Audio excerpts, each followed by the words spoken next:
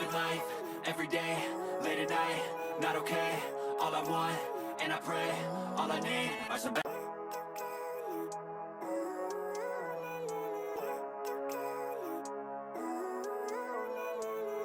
living life, every day, late at night. Showbiz Kachika TV. Hello mga kachika! Kahapon nga April 23, 2026 ay talaga namang star-studded nga ang napaka-engrandeng black carpet event ng IB Clinic na pinangunahan nga ni Dr. IB Teo. Ang napakabonggang ang black carpet event na ito ay para sa pagbubukas ng pinakabagong branch ng The IB Clinic sa Asiana Parcal, Parañaque City. Ang bagong lokasyon ngang ito ay 3-in-1 concept na kinabibilangan ng IB Clinic, The IB Skin Spa at IB Retail. Ang gabi ngang ito ay talaga namang star-studded dahil nga sa pagdalo ng mga sikat na personalidad sa mundo ng showbiz industry at ito nga ay ang kanyang mga IB babies. Spotted nga ang mga artista na sila Heart Evangelista, Bella Padilla, Bea Alonso, Nadine Lustre, Sara Labati, Kailin Alcantara, Kylie Bersosa, Maha Salvador, Jaren Garcia, Elisa Borromeo, Jake Cuenca, Carla Abellana, Dustin Yu, Bianca De Vera, Caprice Cayetano, Heath Jornales, Kay Abad, Sara Labati, Tim Yap, Dominic Roque, Sue Ramirez, maging ang mga veteranang aktres na sila Sharon Cuneta, Maricel Soriano at Judy Ann Santos. Ito nga ay talaga namang star-studded at ang mga netizens nga ay hindi nga magkamayaw nang makita ang kanilang mga idol na naglalakad sa black carpet. Mapapasana all ka na nga lang talaga sa mga IB babies na ito dahil talaga namang super fresh at very glowing nga ang lahat.